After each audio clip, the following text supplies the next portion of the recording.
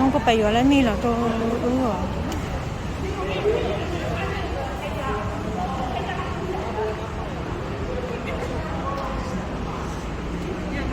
gan được tê sơn được con được con hoàng gan sao có chấm nhiều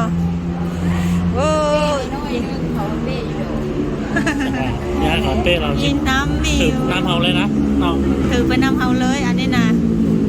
ถ้าของมือเฮ้อก็เสียไว้มัน เอาไว้ให้ผู้เด้อในต้องมุเจเนี่ยอยากคันขับบ่เฮ้อไปในต้องมุเจเนี่ย จับจอดชั้นเดียว เดี๋ยวแล้วปูจมูก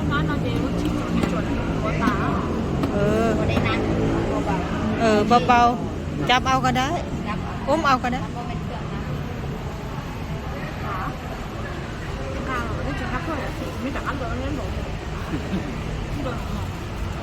ไอ้จิมรอลงหน้าตาเนี่ยchỉ lo há tàn han đồลองก็เป็นดูได้นะจังสิได้แล้วเดี๋ยวที่ทำของมันโตนะ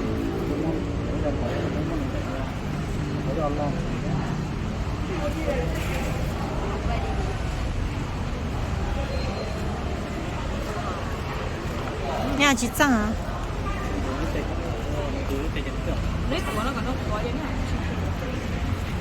ช่วยๆๆก็nó lúc còn lục không? Nó dạ con nó chỉ nên thiết lên thiết lại nữa. Ô, nên chỉ có bây giờ hay là nông đâu có tay ấy bây giờ. Chỉ nó không chơi anh đây. Mà chơi. Hiện giờ cái chi mà hỗ lửa có tư khai nữa. Bài có bài nếu muốn nè chị tao liền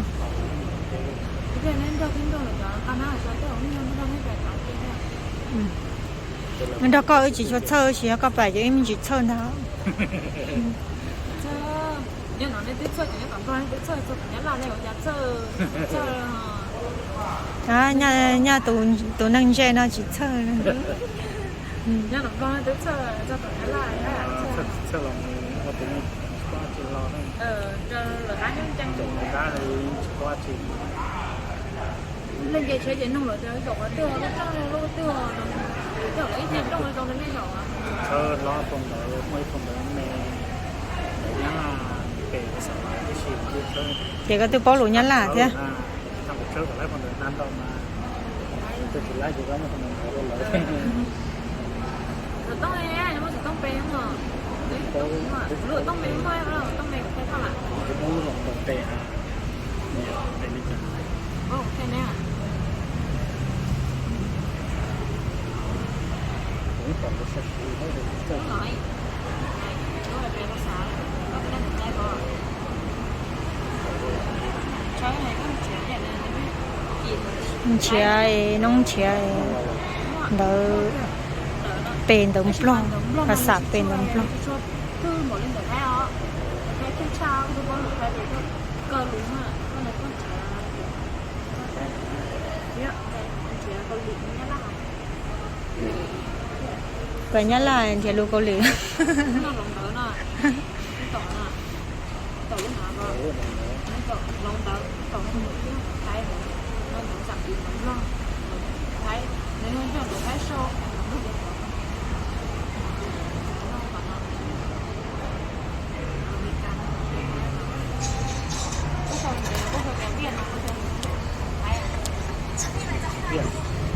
chả nói thì nó vừa đặt ápไปน้องเจ้าเหลือนะ ตอนนี้เสียแล้ว ไปก็ไปเนี่ย น้องมาเสียแล้วโอเคไปจนแบบว่าใครอ่ะnếu mà bà chả nói chơi trong mà bà nào cứ bà đi chả mà đi thay đồ có sao à nó lấy nên sai là tôi vô lửa là rồi nó vô phải chơi là đó chắc cả một bẹn người chơi hỗ lửa nữa thì bây giờ nhá khả năng tỏ chế này trong phong trọng như sao năng sao tụi nóน้องก็กุมก็บ่เป็นอาจารย์อะไรจอน้ำพุน้องก็คือเอาตึงเหยาะมันก็เป็นนะ tao nhỏ tao phớt về nè tao phớt về nhanh chào của tụi nhỏ cơ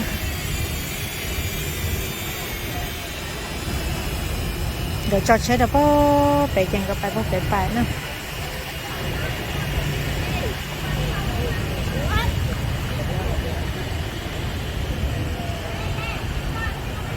này trong cơ này tôi xin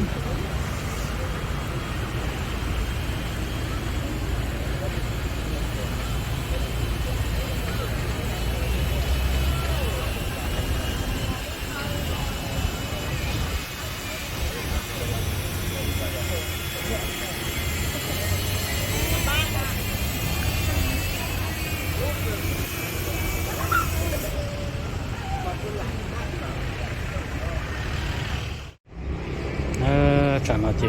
bé chóอยู่mù gì oxy đồ để chỉnh nhất là nè bé chó rộp bơ lu nó thế nào nè tôi nhau tập chơi sớ để tôi nhau là bé mù nó chỉ o lu chơi mù ok nè để mà o lu nó chỉ lu bé lu giờ lu thị để mà o lu gì lu thị oi lu nè là bé mù ok đó nó nào chỉ bé cứ để tôi nhau tập rồi đi nó chỉ tập chơi một tổ nè chế tôi tốt cho thế chế tốt cho là chế là mà tiểu là hôm bê vào là tiểu là có nhà chơi nhiều cái chuyện chơi chế thế là có chỉ tao thế thì tôi này chế tôi nhau tiếp bon để nó tôi nhau tiếp cho lại trong đi chỉ bao đã chỉ thế này lại nhiều họ một thứ rồi nó sẽ về tiểu cho bao là cho một tiểu bao mà bây giờ chỉ tao một gì một lại giá trị chăng thế giá trị chơi đều giá thêm một cho thế thằng là cho thế này bây giờ nó là tụi chơi tụi chỉ chơi là tụi chỉ chơi chỉ kia của tụi này chơi gì cái chơi đó họ thì chỉ tao một cái tele nhauอยู่ว่ารู้chỉ tao tự cái đấy gì chỉ tao bảo lại rồi thế cái mù oxy nhìn đâu nhìn té sai chơi đi nè chỉ nó giờ nó thay rồi từ tụi này chơi mù nó thì lại giờ sẽ đợi mù lấy trả chơi chỗ cho đợi mù xứ giờ những sản một bọn không thế chơi những quay xe đi thế mù giờ thì mỗi rồi đó là nó sẽ dùng theo bao giờ nó hay chỉ một chỉ bao thì nhưng mà theo chỉ nhau đi hay thì dùng một nó dùng xe cái theo chỉ thầu dùng tôi nó kia tàu chế nào là cũng chơi cái để giờ theo một cho tất cả là cho thế này tôi chơi này nó cái chỉ xem thì tôi看一个chỉ một cái chỉ bao hay là dùng lúc bằng sớm một tàu lấy trả theo là tàu lấy trả theo nó nè chẳng chơi thì chỉ bao là tên lù chỉ bao là lù thì muốn chỉ nhỏ nó và xài cho là cho xài lù rồi như thế nào thì bây tôi nhập bây lù nó chỉ hay chấm lo chấm mua cũng chỉ bao chỉ cho lù cũng chỉ bọn này tíอยู่ý chấm mông thôi nè thì bây mua đâu bây một cái chấm lo chấm mua thì chỉ chấm một chân nè mông trong thế nè thì sẽ được nhỏ rồi tỏi nó sẽ cho để chỉ một chếตัวnóจะจะnóจะthứ有造的是嘛不知道包多造的这些是的过来年半年些人热嘞叫了不外路西路就不撑的股贴股都能这个了而且因炒个贴才撑的就了有没好几好人用的些给模型乱机游戏是呢这些要有而且的然后有的就有走的就那有炒个的mà lấy chả nào là bên mà xí chậu một đồ bó cho thì chả nhớ là sẽ dùng chả nó trồng phong trồng dưa là trồng này trồng xí xong rồi tụi nó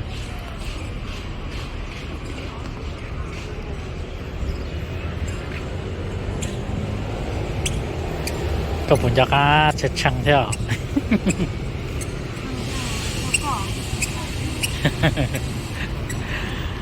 chả là cứ mua cho trong gì mà đó là mua case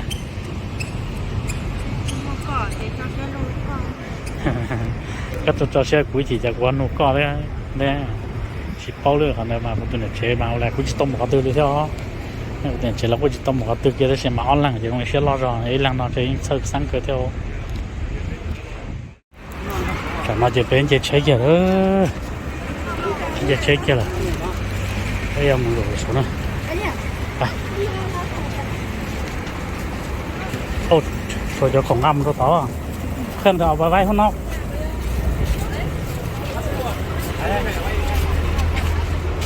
กูได้เอาที่ปอดไปกระเป๋าออกไปทำงานเลย แม่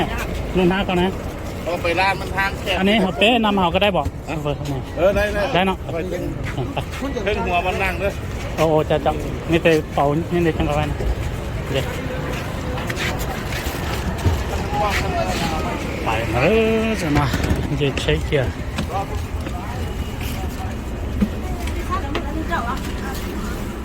จะมาจะเดินกูจะใช้เราเล่นเอาแล้วนะมาจะไปอันเจลูที่อีนะไปนะเราไปหมูเจ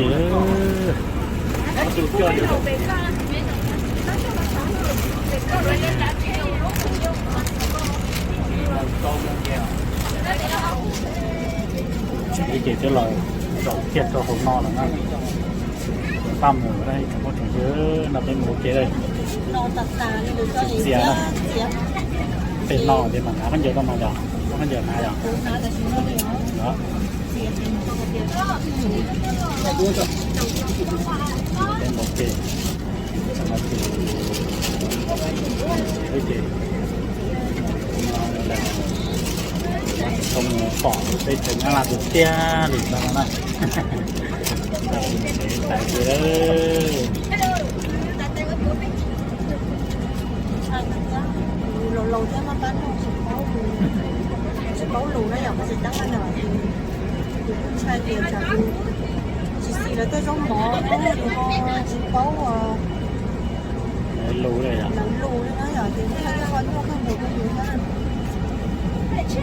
mà món chân trống món sẽ gì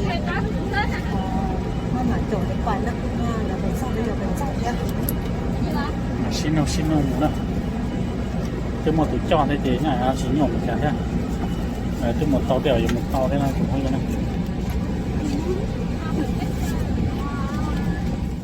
tự chế bài luôn tự chế kia đợi thật luộc phải ở trên đã nấu sợ vấn đề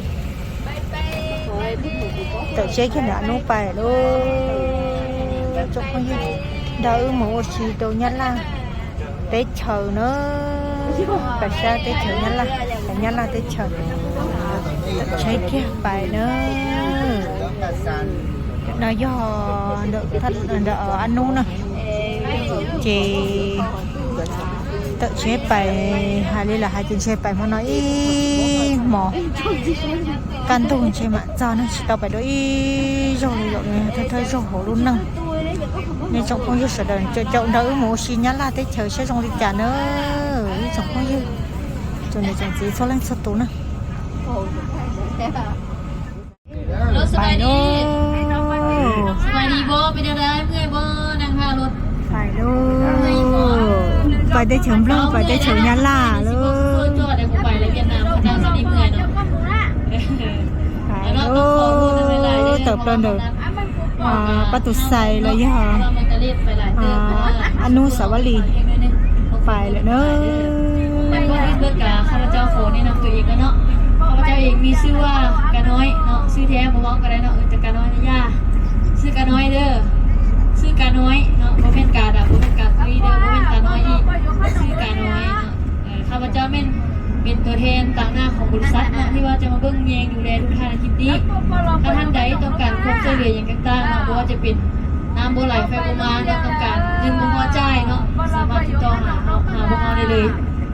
พวกเราคิดดอกเบี้ยบ่แพงเนาะประมาณ 2-3 ล้านนี่แหละเป็นอะไรพร้อมแล้วบ่ไปเที่ยวนี่มีความพร้อมแล้วยกมือขึ้นมึงดูไอ้บ่ยกมือนี่จอดเลยโซเฟอร์ให้เอาลงรถแล้วให้ไปนำได้ cho nên là cũng là Olim là hay sáng khoáng bột bản sáng khoáng bột bản là do chị cái là dễ cho hổ lút chê cho nó mua siêu nó nè chị tớ hay lo trả lời mong là tâm ผู้ใดมีผัวจะคนหรือว่าโสดอย่างก็ได้บอกไหนเนาะผู้ใดโสดก็สิได้พาไปหาผู้บ่าวเวียดนามบ่ได้บอกเนาะตอนในว้าวได้ว่าไอ้มีผัวแล้วเด้อเนาะอันนี้ก็ไอ้โสดเด้อสินะโสดก็สิได้พาไปหาผู้บ่าวเวียดนามก็ว่ามีผัวแล้วเนาะผัวบ่ได้มานำติโอ้แม่นว่าโอเคเอาแนะนำตัวลูกสาวเอาสิเดนะผู้บ่าวเวียดนี่บ่แสดงความสามารถไว้ ตัว นี่จะร้องเพลงนะนี่ น แนะนำไอ้ตัวเจ้าเป๊กเก๋น่ะมาทางถาตาตาเด้อ ส่งหาเว้ยผู้ใดเป็นไผผู้ฮู้จักเนี่ยเอาเลยแต่ในบ่เห็นแล้วก็ส่งหาบ่เห็นได้บ่ชื่อหน้าได้ไปผู้คนบ่ก็ได้จังได๋ก็ได้ชื่อหน้าจังได้ฮู้ว่าชื่อหยังมาอยู่ไสมีผัวแล้วบ่มีแฟนแล้วบ่บอกคิดนี้ยังฟังในสวง ơi là mà cô chỉ kể lại vậy ta nó tụi này là tụi năm pha là tụi năm na bé cho bé mù rồi cô tỏ nhắn là cho bé mù son cô tỏ chuyện thế nhắn là chị mà lấy mỗi tu giải bé tỏ chị thế nhắn là mù cho bé mù chiêu xin à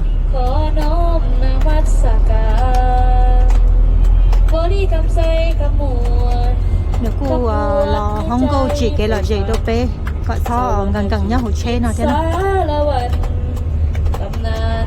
ใดดาวเสาจับตาเป็นขาวสาวเหล่าพี่น้องคิดฮอดเสกองน้องงามแท้เนาะเจ้าอัตตปียะเอ้ย